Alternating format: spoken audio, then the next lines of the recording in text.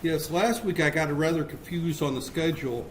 For whatever reason, I was looking at my teaching schedule and I looked at it and I saw that I had this class scheduled Monday, Tuesday, Wednesday, Thursday, and I'm thinking, well, that's the same as a short semester. Maybe this transfer degree course is only 8 weeks or 7 weeks.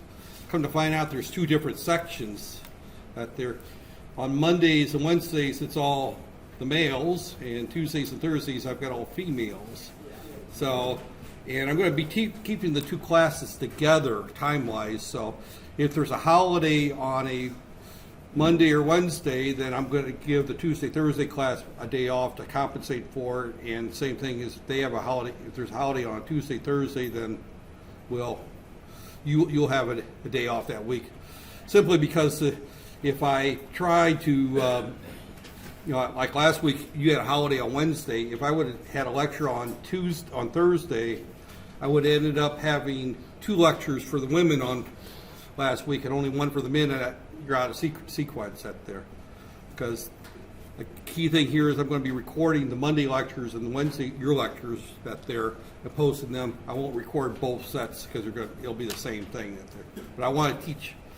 Your lecture today is going to be the same lecture I give tomorrow, and the one that I give Wednesday is the same lecture I give on Thursday. So you'll probably find yourself with some days off here or there. So, okay, I'm trying to remember since my last class was.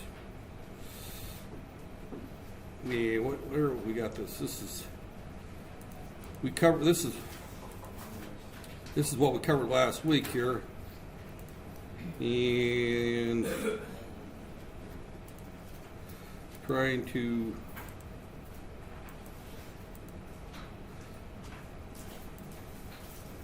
all right, well, let me just jump in here. We'll try to find where I was last week. I didn't keep track of that, so that there. I believe we already talked about compilers, interpreters, scripting languages. That there.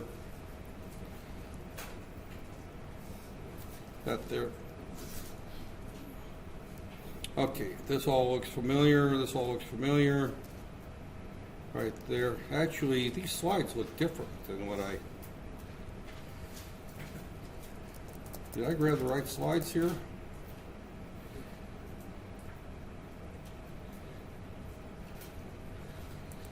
All right, introduction to Pearson.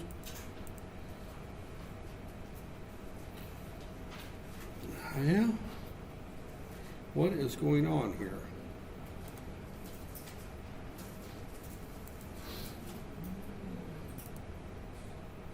See how to program. Slides right here. Yeah, those are the right slides. Okay. They don't, for some reason, they don't look familiar to me.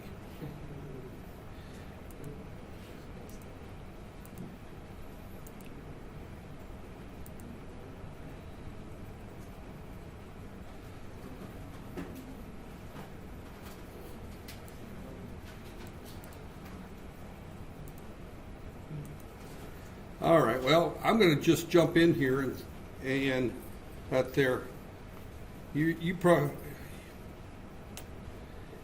that there, introduction to C and computers. I know that I've gone through at least a third of these slides, so I'm just going to jump through here and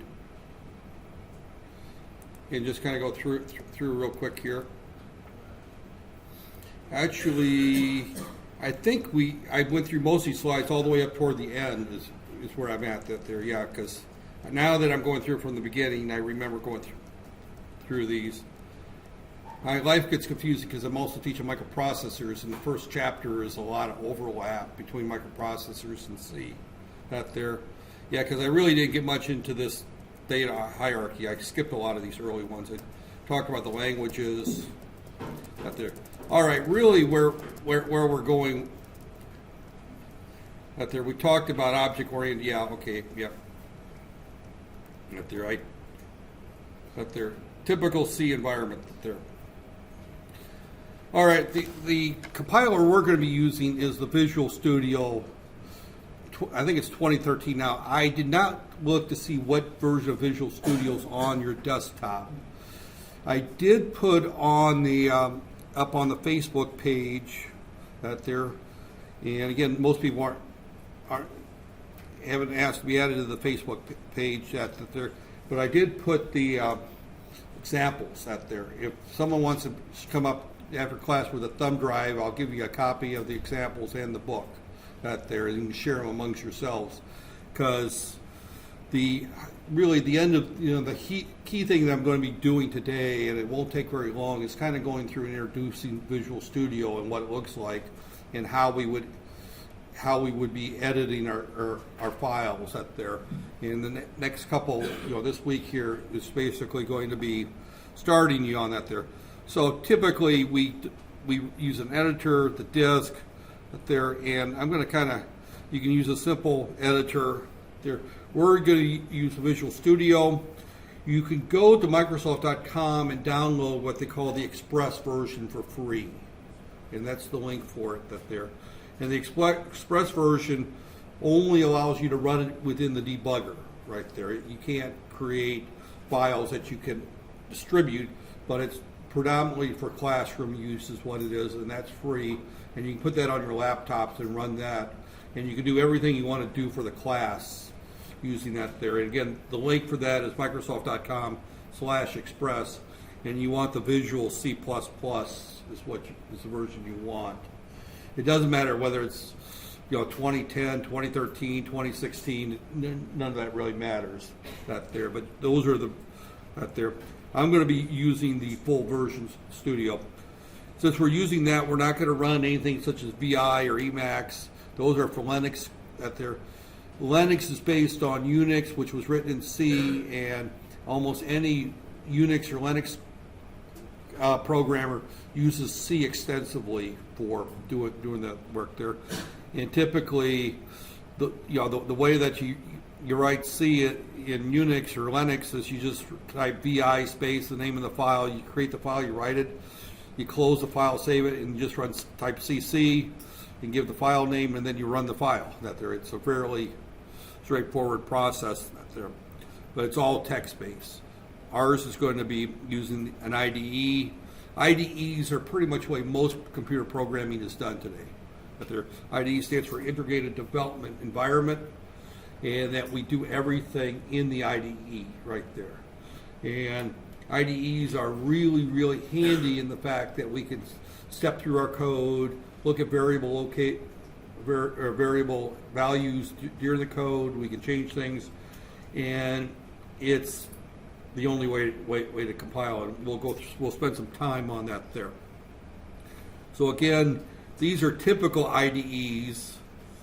He talks about Visual Studio 2012 Express Edition. That might be Div, C++, NetBeans, Eclipse, Xcode, CodeWrite. There's all kinds of IDEs out there. I use a different one in my microprocessor class. I use one put out by Silicon Labs IDE. That's there. I've run the one for Kyle. These are for embedded processors. That's there. But there's lots of them out there. If you write code, for example, for Android phones, it has an IDE. If you write code for Apple iPhones or iPads, it has an IDE. So there's all these various IDEs out there. For each compiler has one out there. So first thing that happens is you compile it, and then it does some things. We'll go through this in a lot more detail out there. And I'm going to skip all these out there. The second thing that happens after you compile it is that you link. Now, linking is not an important thing at the beginning. And the reason it's not important at the beginning is because all of our programs are going to sit in one file.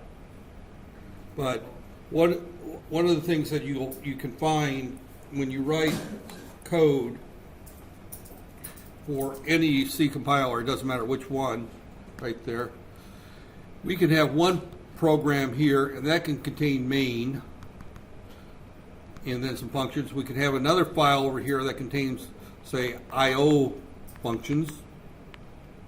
We can have another file down here that has all of our math functions. We can have another file that has other types of functions. And we can compile each one of these separately right there. And remember that the act of compiling takes our code and converts it into machine-like code, but it leaves blanks for all the function calls and things like that. And then we link all these together with the linker, and that generates our actual machine code that's executable right there. So it's a two-step process. We compile each file separately, and then we link them all together in order to generate our complete document right there. So we have the links the object code, missing functions into the executable that there.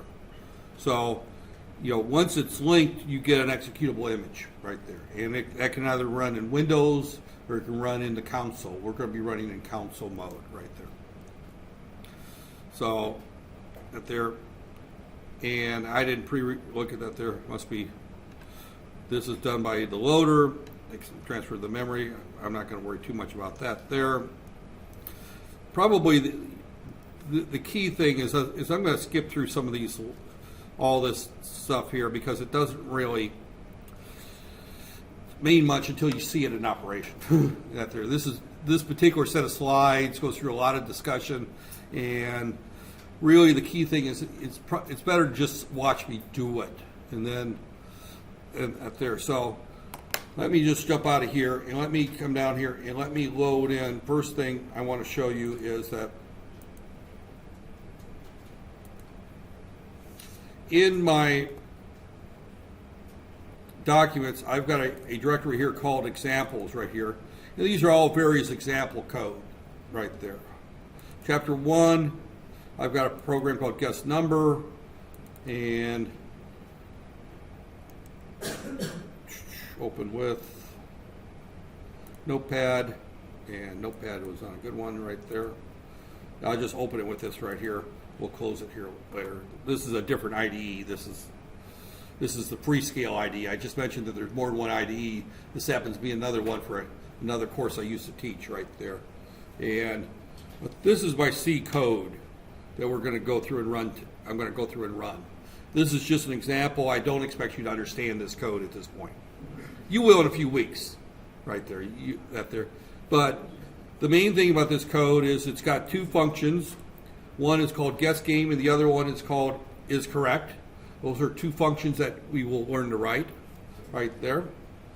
I've got some libraries that I call before I start compiling the code. Standard IO is what that first library is, .h, and we'll learn what libraries are. Standard library, and then time.h right there. Those are all libraries, and we'll talk about libraries right there. But the first class you didn't see any code. Now I'm throwing a fairly complex piece of code at you is what I'm doing. But I don't expect you to understand it. I'm just going to kind of go through the highlights. These are function prototypes. We'll learn on how to write functions very early. A function is a portion of C code that may or may not return a value. It may or may not receive a value. The first one is guess game. It returns type void. Void means nothing. It's emptied. Void is that there, and we pass it nothing. In other words, we're just telling it to call this function. There's another function here that's going to return an integer, 0 or 1 or 2, 3, 4, and it receives two integers right there. Every program has a function in it called main right there. And this is the first function that is called whenever we run our program. And this particular function does absolutely nothing other than call guess game. All the code is written in guess game right there. So guess game there is actually, we could actually take all this code and put it in the main and not have this function. I don't know why this author did it this way, but that's the way he did it. So right there, I probably would not have main with a single line of code that's just called another function. You may as well just stick that all into main, but right there. C is a language which we declare some variables. We'll talk about what variables are later. That there. Matter of fact, probably next week or later this week. That there. But we're going to do while response is equal to 1. that there. In other words, we're going to get a response from the user, and until the responser says 1, we're just going to keep doing the same thing over and over again, right there. So it finds a random variable or value between 1 and 1,000. This is the function. This is the call. Answer is equal to 1 plus rand modular division by 1,000, right there. Again, that there. It writes on the screen, I have a number between 1 and 1,000. Please guess my answer. And type in your first guess. Right there.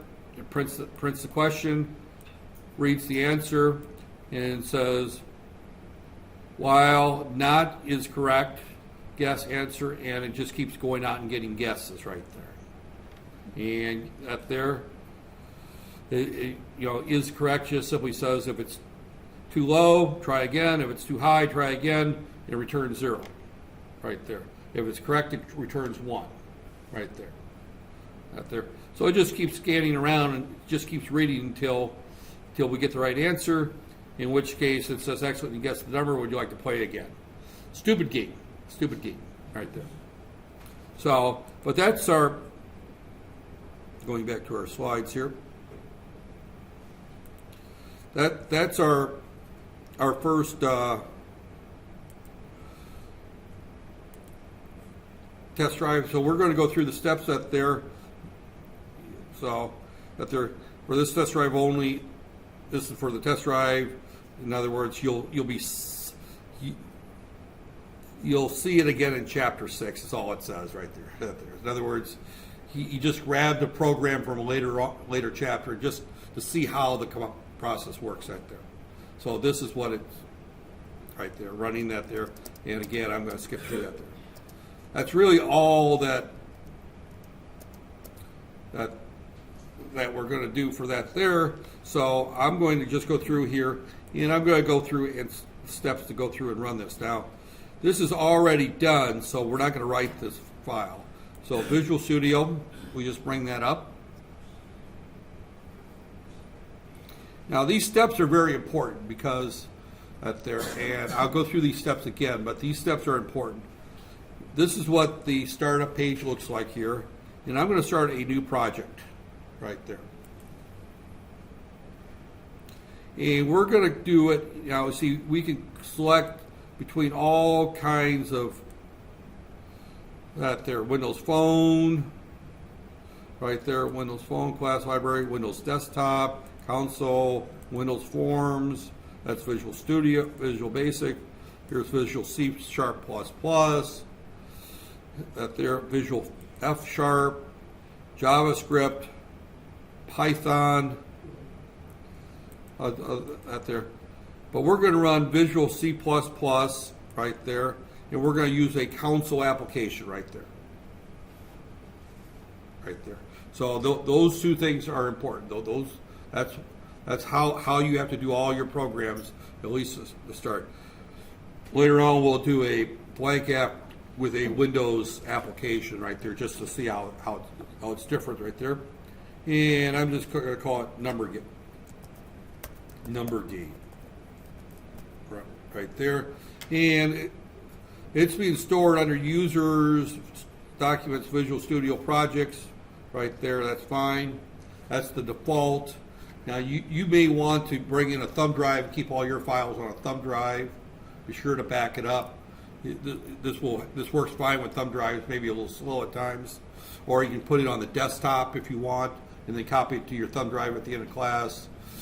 Don't rely on these computers to keep your files from week to week, right there. Keep them yourself, that there. I've not taught that course here, but I know at other campuses when I've taught, use computers that don't count on the computers keeping things. I know there's another group of students that use this on Tuesday, Thursday, right? The young ladies. If you use the same names, then they're going to write over your old files that there or that there. So it's just that there. So I'm just going to say OK, right there, and then we're going to say next.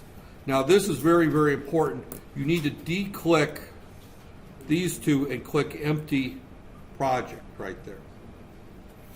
If this one here is checked down here, security development life cycles, Windows 10, and I don't know, I think these might be Windows 7 on these still here, but depending on what version of Windows, may reject using an account, that there, because it doesn't do all the security checks right there.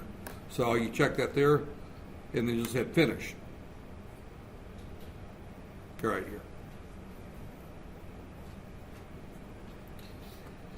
here. And now we've got an empty project right there. Now I'm going to, so we need to generate our code. In this case, we're going to cheat. We're going to use an existing file right there, add, new item, and I'm just going to use existing items since we already have the file written right there. And since right there, where did I put it? It's under it's under projects right here. Examples, chapter 1, guest number, C source file right there. And there's our source file. That there. Later on in the hour, I'll go through and generate how we would type one right there. But all I'm doing today is just showing how we bring that in. So the first thing we do is we build this, and we just said build right there. And that just simply does our compile right there. You see a bunch of things right there, and it says build one succeeded right there. And then we do a debug, and we start without debugging right there. F5. This allows us to run our code right there. So again, now I'm running the code just as right there. Please, your first guess is between 1 and 1,000. As it turns out, this thing doesn't randomize, so it's the same number every time.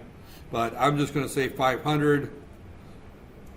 Too high, try again. 250, try again. 125, try again. 63, try again.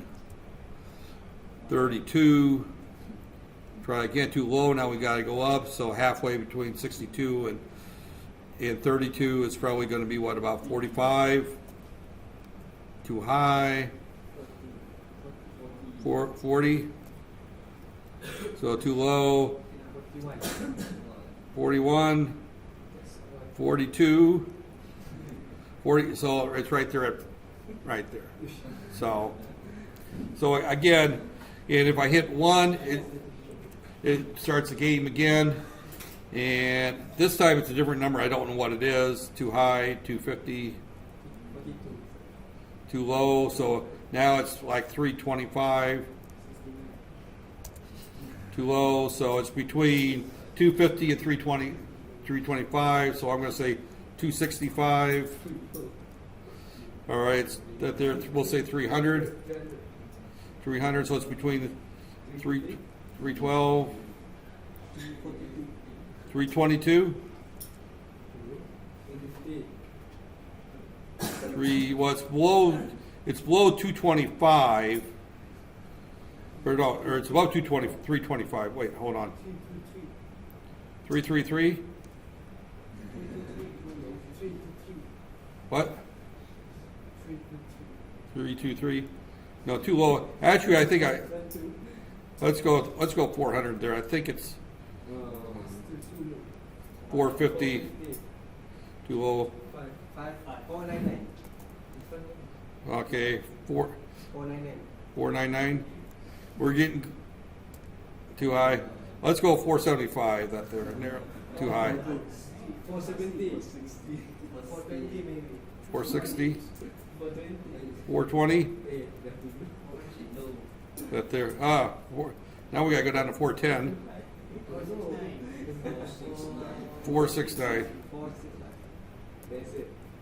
Too high. No. Well, 450 was.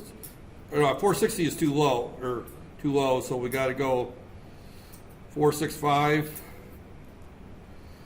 466, 467, 468. That's correct. Yeah, there we go. Okay, and then we hit no that there. So okay, well that's our code right there. So you can see what's going on that there. Now again, we can put breakpoints in our code and right there. I'm not going to go through that right now. The debugging, but that's basically how you run your code right there. Now, obviously, as far as turning this in for homework, you would just simply put the code and then you would give a screenshot of what's up there. Let me just.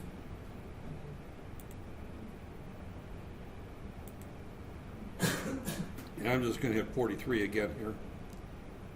42. And then, of course, you would then, at this point, you would have to just cut and paste that right there. Control print screen and cut and paste it into your report right there. So that's what you would turn in right there. So I think it's control print screen. This keyboard's a little weird, but right there. We'll figure that out later. Okay, but that's how you're gonna write your code right there. So getting back to our presentation right here, right there. So the rest of this here, I'm going to. Oh, I didn't want to do that. Right there. The rest of this chapter right here. Okay, right here. Now I'm just going to kind of fly through this because it's not that there. Operating systems. We, in a more advanced course, we could spend some time talking about operating systems. That there. We have 3 basic operating systems that we're using today on desktop computers: Linux, Windows, and OS 10. Soon to become Mac OS. That there, I think the next release of Windows for the Mac is going to be called Mac OS. Right there. There are also several operating systems for phones and tablets.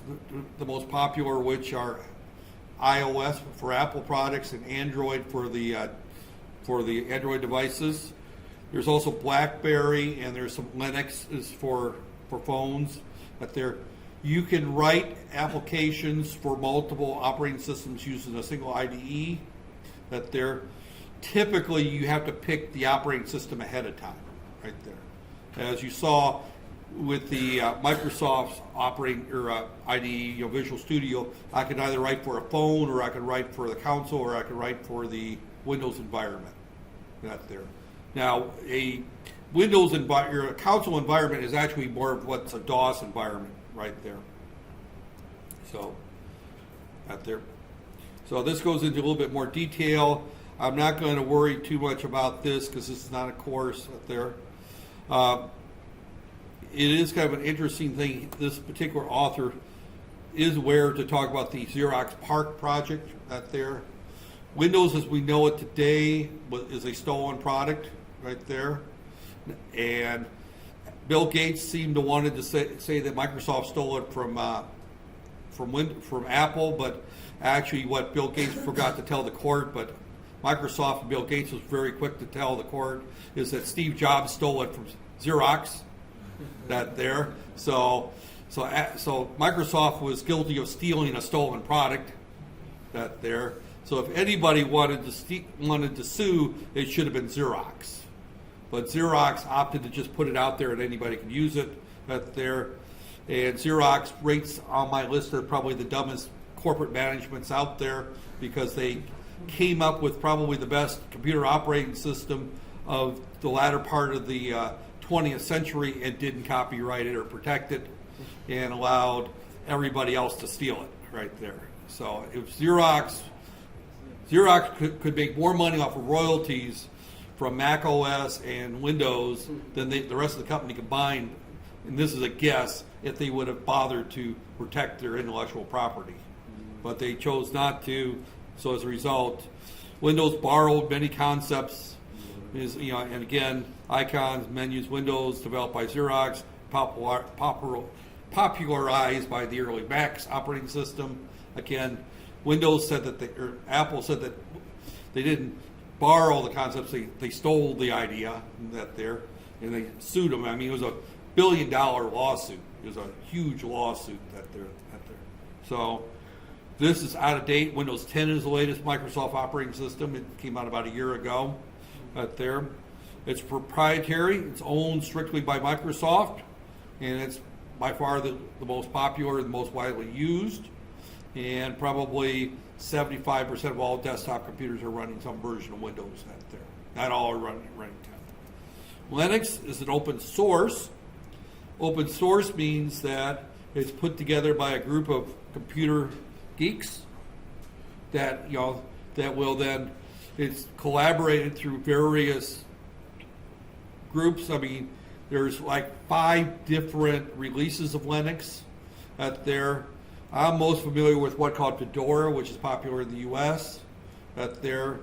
Trying to think of the, Ubuntu is probably the most popular one in Europe. Right there, Debian is very popular with Raspberry Pis, some of those out there. Red Hat is a commercially available one. It's not quite open source, but it uses a lot of the open source code in it. But they sell it, and it's not what they sell is that they're what Red Hat used to be open source, and then they went to a purchase model of it. And Fedora is owned by Red Hat, and the Fedora is the open source where they test everything, and then when they think that it's really good, it's ready to be released as a final product with customer service and everything up there. So individual companies contribute to it. I like the open source concept because one is it's free. You just go, forget pirating software, forget paying for software. You just download Ubuntu and run it on your desktop computer, and there's no royalties charges, there's no software purchases out there. So it tends to be very secure because the source is open source. If there's any bugs in it, they're usually found and fixed right away from the open source group out there. So the downside of it is it's free, which means that when it doesn't work right, you can get your money back, but it doesn't mean anything out there. I mean, they'll give you double your money back if it doesn't work perfectly. But since you paid $0, you get $0 back. But there's the tech support tends to be users groups and internet forums.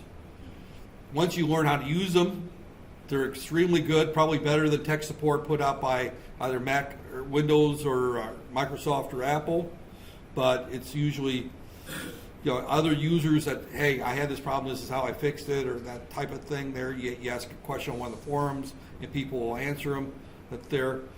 But you didn't pay for it, so you really don't have a 1-800 phone number. I don't know what the equivalent is in Malaysia, 1-800, but you don't have a phone number to call tech support and say, hey, my system crashed, what do I do? You have to dig into the internet forums and fix it yourself right there. So that is an interesting thing out there. But I like Linux out there. Again, there are, the Apache web server right there is probably open source that there. Eclipse, see, Facebook was launched using open source. Facebook was run on that there.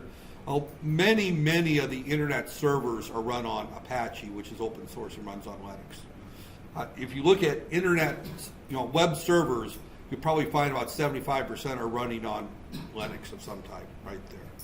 If you look at desktop applications, people that are doing word processing, web surfing, Facebooking, that type of stuff, you're probably going to find 75% on Windows right there. So Linux tends to be more of the power users right there. A lot of servers in industrial applications, we would always run on Linux because the backups were much easier and they're more secure out there. But people out on the desktops were running Windows machines. So Linux tends to find its way a little bit more on the upper end out there, where you've got better trained operators, better trained users out there. Linux is also a lot more secure. I mean, and you rarely reboot Linux. Windows, every time you pass gas, you got to reboot Windows out there. You get up to go get a drink of water and use the toilet, come back and Windows wants you to reboot and see that there. Linux, I've had Linux servers that I've gone weeks without rebooting right there. And they'll do automatic backups at night. They'll go through and they'll check everything, do right there. So it's really, really powerful. And Linux actually is faster on most applications than Windows applications. It's tighter code. I've taken computers that were junk when you run Windows, they were obsolete, too old, and you put Linux on them, and these things scream. Right there. Linux will do a lot with very low power hardware. Right there. So Linux is, if you talk to a computer geek, that most of them prefer Linux over Windows. Right there. I would run Linux pretty much full time, except for I have to run software that's compatible with what I'm teaching. So right there, I can't run Visual Studio on Linux. Right there. So there. So it's there. They talk about it. It's open source, available. You can look at the source code. Right there. And one of the main things right here is that Linux has become very popular in embedded systems, and Android, which is used for a lot of your phones, is based on Linux. Right there. So Android, right there. If you look at an aircraft, and has anybody ever sat in an aircraft that had the TV screens on them? Right there. If you ever happen to be there when they reboot the system, you'll notice that it's a Linux system. You'll see the Linux shell come up and go through the Linux boot right there. So a lot of applications that that do, like, for example, internet system or entertainment systems will all run Linux right there. So Linux is used in a lot of different applications, but not necessarily desktop computers right there. Apple is all right there. And again, as I mentioned, Steve Jobs and several Apple employees visit the Palo Alto lab out there. They looked at the GUI and they thought it was great. So they went and stole the idea and developed the Apple Mac, the first Macintosh, that had the first Windows-based operating system. Again, they did this shortly after visiting the Park Lab. It took 5 years before they were able to get to work out there, but they got the idea. And about 2 years later, the first version of Windows came out, and that's why Apple got sued. That there. So, that there. And again, there. So, now, kind of an interesting thing here is that right here, Steve Jobs left Apple shortly after the Mac came out, right there, and he formed a company called Next, and Next developed another language right there that was used, which is was the basis of Object-C, is the basis of C++. That was actually a Steve Jobs' initial invention right there. And that was after he was fired from Apple. A lot of people say this word left Apple is kind of a misstatement. He was fired there. He started the company, founded the company, decided to go public, sell shares to it, became a billionaire overnight. He left. They hired a CEO to run the company.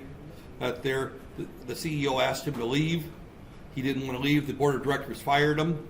There, the company almost went bankrupt, and then a few years later, he returned. There, and the way that they returned is Apple bought Next, so they got Jobs back. There, and he managed to salvage the company again. But there was there, because shortly after the OS 10 came from the Next operating system right there. So, and of course, Steve Jobs invented, didn't invent, but he came up with the iPhone, the iPad, or first he came up with the iPod, then the iPhone, and then of course, at the same time as the iPhone was the iPod Touch, which was basically an iPhone without the phone right there. But these were all products that Steve Jobs conceptualized. If Steve Jobs had not come back and had not developed the concept of the iPod and the iPhone and I think Apple would probably have died as a company by now. Now that Steve Jobs himself has personally died, I'm not sure what Apple's going to do It's clearly not going forward. I think Samsung is leapfrogged over it, along with a number of other companies But Android, is based on the Linux kernel. It's predominantly written in Java, right there. So Google owns Android, right there. This is very much out of date. We can put this well into the millions right there. Actually, more than 900,000 were being activated each day, so it's well into the millions there. So that their Android smartphones are, they're out selling Android or iPhones probably 2 to 3 to 1 now. Not necessarily Samsung phones, but Android is a group right there. The internet, we talked about that. I think I went through some of these before that there, but I'm going to skip that there. And that kind of, that there, I don't care about these, that there, software as a service, I don't care about any of this stuff here. You'll hear the term alpha, beta, release, and continuous beta. These are just terms when it comes to software release. Alpha means basically a first release. In other words, you're still debugging the code. Almost all alpha versions are never released to the public. They're kept in-house. That there, if I have a, if I'm say developing a new web browser, if it's in the alpha stage, means that a few of my buddies and desks around me have got copies of it and they're testing it, looking for bugs. That their beta is close to being done. I'm going to release it to a few people with the understanding that they know that this is a beta. It's not ready for prime time. I don't sell it. That there it's more stable, but it's still being developed. A release candidate is something that is, quote, ready to be released. That there. It's not quite released. Now, once something's released, these are development out there. So this software is hosted in the cloud. That's the stuff that's involved. Google email, for example, is constantly being updated. It's a continuous beta right there. So skip. Right there. See, skip. Okay. Skip. Okay. Right there. Let me go to the second up there.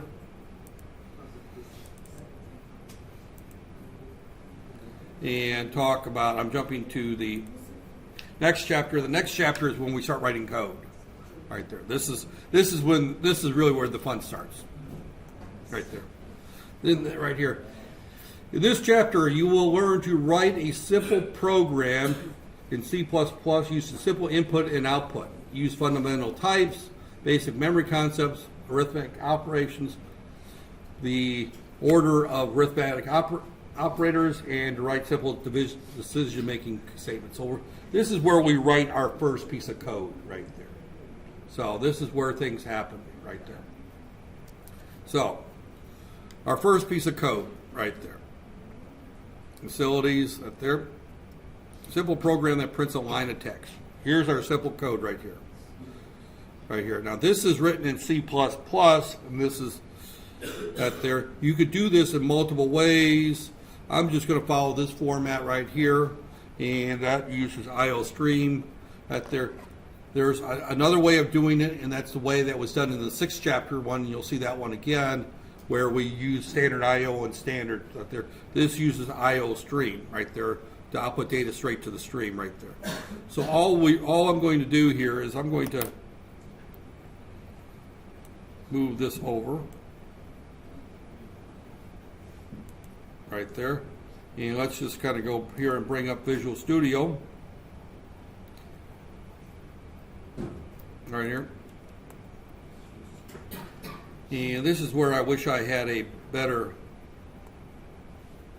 there you can see both sides of the screen, but it's going to be a little hard to see both sides of the screen.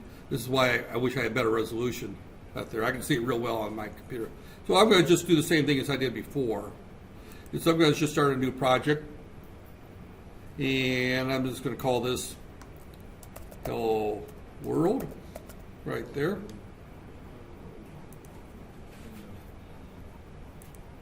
Right there.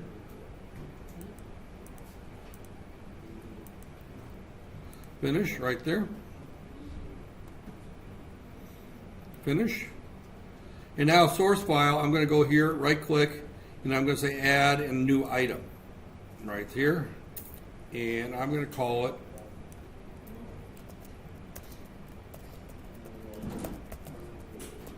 CPP. Right there. So that's how I created a blank file. Over here is my blank file right there, and I'm going to come over here and I'm going to slide right there. Well, I can't, it won't let me do what I wanted to do, so.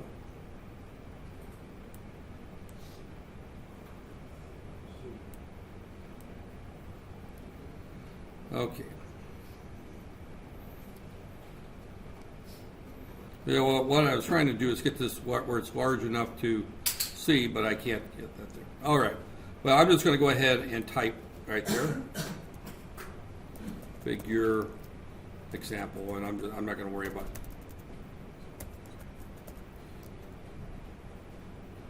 it. 2.1. I don't think that's right, but okay. Text printing example. Now, anything that I type here, and can you read that there? Can that be read? Yeah. Okay. Anything I type where I start with two hash marks, those are just comments right there. So now the next thing I'm going to do is I'm going to put in there an include right there, and then I'm going to put a, wherever I can find it here, include and IO stream right here, right there, include IO stream right there, close bracket right there. That includes, and let me make sure, yeah, that's right there. Okay. I will stream. So this is the library in the C library that we're telling it to bring in order that so that it understands what these commands are. If we don't include the library, it's going to give me some errors up there. So we go there, function main, which that there, and int main right there. So we right there.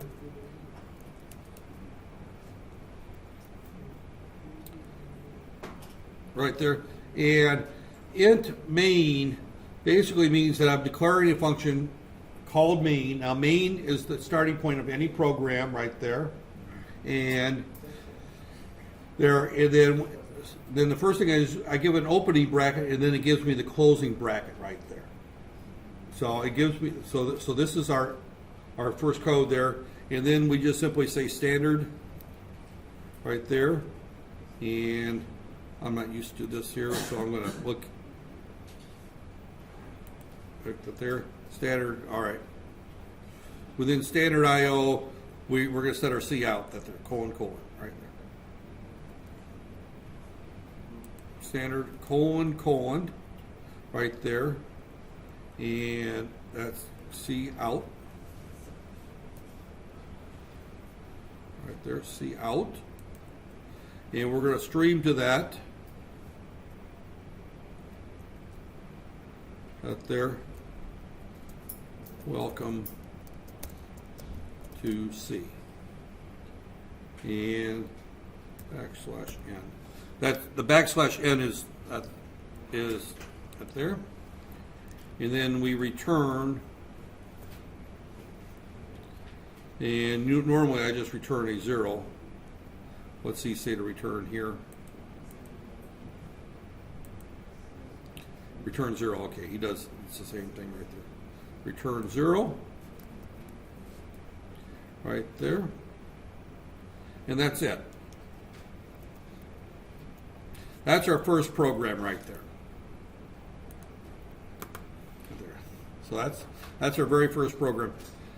Now, once you see it the first time, it's not very difficult, but to run this the first time, you probably would have a hard time guessing what the syntax is going to be right there.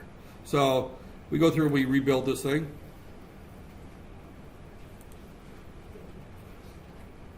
And I have not tested that there. Missing semicolon before, oh, I forgot the semicolon. Every line must end in a semicolon.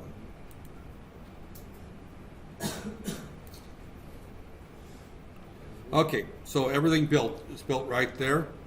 And debug, start without debugging. And welcome to C, press any key to continue. Right there. Now, if you just tell it to start debugging, nothing happens. Is that there? Because it doesn't stop right there. It's expecting you to put the breakpoints in right there. So, right there. Debug. Toggle breakpoint. See, now if I tell it to run, it'll stop right here at this point here. And you see, I can see that there. It stopped that there, and then I hit the F5 button again. Continue right there, and that stops right there. So typically, for at least right now, you want to debug. You want to run it as start without debugging or Control F5 right there, and then run like that there. So it's relatively straightforward. That there is how you would write your first piece of code right there. And do you have do you have on your computers Visual Studios? Are you able to find it and test it? Because I'd like to give you 10 minutes to just go through and try testing this code there. Right there. So if you trying to make it larger. Well, you can read. Can you read that there? So I'm going to just kind of step back up there and see what you got on your computer out there. Get your Visual Studio up. Well, you don't have anything going on there. That's there. Because that's there. So if not, first thing we want to do when we come in next time is fire up these computers and go through and run these two examples out there. Because that's kind of where I want to stop here, but I want you to go through and try this thing. But it might take you 10 minutes to get these computers up, so we'll be done for the day.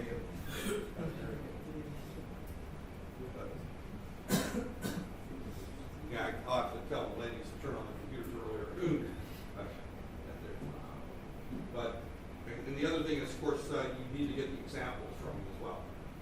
So, out there. But that's basically the first program. Now I'm going to continue on if you're to the point to where you can do this and tell me to stop that there, and I'll let you out there.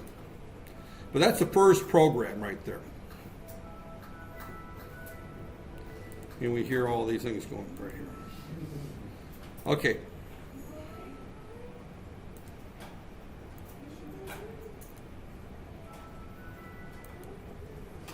So you saw this program work, so I can move on right there. So they're printing a line. This kind of just repeats what I said. / indicates comments. You can also use / and then */ that gives you multiple lines up there. So the include there notifies the preprocessor to go out and grab the library, that there is a header file or library right there. I talked about that. For getting the IO stream, there, anytime you're using that there. Now, some programs won't use the IO stream, they'll use standard IO. Actually, the first example I did from chapter 6, the one that I did earlier in the hour, that one did not use IO stream, that used standard IO right there. Right there. So, white space is typically ignored. Main is part of every program right there. And you put the empty parentheses. You can put inside the empty parentheses the word void if you want to, right there. C++ usually consists of one or more functions. Exactly one function in every program must be named main. No more than one function can be named main, because main is the starting point. As a general rule, you should never have a function name used more than once anyway. There are times you can do that, but you generally don't want to. Got there. If main, that there, even if main is not the first function, that there, so main could be at the end of the file, right there. And also a note there, I mentioned about linking would tie different files together. You have one main within the complete program. You don't have a main in every file. There's only one, and only one main in the entire project, right there. I worked on projects that have had as many as 8, 9 files, that there, and yet one main, right there. So everything else was, I had a file for doing nothing but calculating blood alcohol levels, that there, that had all the functions to calculate the blood alcohol level, that there. I had, all the functions there. I had another file that would, for example, talk to the alcohol sensor. I had another file that would talk to the Excel database there in the computer during syncing operations. I had another file that did all the I/O for controlling the automobile sensors and turning, keeping track of what the car was doing. I had another file that did nothing but talk to the control module and the fingerprint scanner. I had another module that did nothing, that did other things. This was for a blood alcohol sensor that was in a car that you put your fingerprint in the scan and you had to blow into it. And if your blood alcohol level was above a certain level, it would register it and not let you start the car. If it was between the two levels, it would let you start the car. But it would register it, and then when you took the car back into the checkpoint, it would be uploaded to a database, and the judge would find out about it. So you may or may not get to keep your license, that type of thing. That there, it was for somebody who got arrested for driving while intoxicated. That there, it would be mounted onto your car. Fortunately, I've never had to use one of those things as a user, but it was one of those things there. The word int means that it returns a whole number value. That their keywords are reserved words right there. The brackets are explained. That they're, and I'll get these slides available to you. That they're actually, if someone's got a thumb drive, I'll give you a copy of the first couple slides that there. So most here, you saw that I left out the semicolon, and I got an error the first time I tried compiling it right there. Strings, we'll talk a little bit more about that. Right there.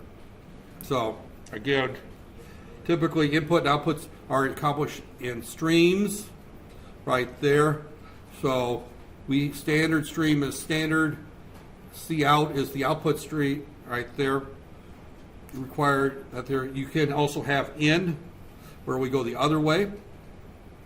Standard input stream, standard error stream, are all objects within standard right there. So standard has multiple objects to it. Standard is a class right there. Right there. So this means that the data is moving that direction. This is new \n basically is new line, new character. Right there. So we can place that there. So these are our escape sequences. So new line, new tab, right there. Carriage return, bell, \, single quote, double quote. Those are things that we put at the end of the line, right there, or in the middle of the line. In other words, I could go back to. Did I close that out? Right there.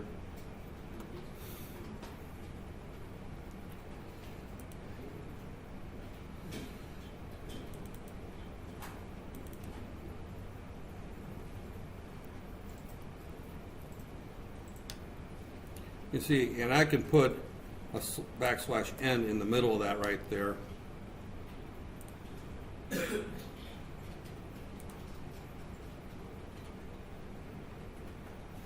And see, it just did a carriage return in the middle right there. All right, have you got Visual Studio up by any chance by now? No. No. Is it on these computers? It better be on these computers. Let me see.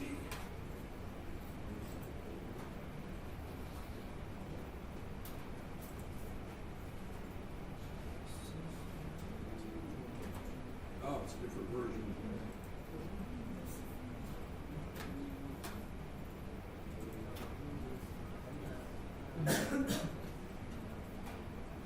Ah, you got an old version. Okay, all right.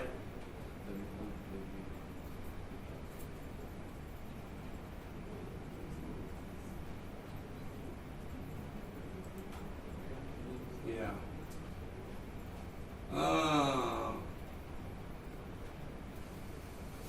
Okay, this will make life a little interesting. You know what? It looks like. What version is that? Version 6? Visual Studio 6. I hate to do this, but I'm gonna stop because there's no point in me giving you directions that are wrong for the version of the compiler you've got.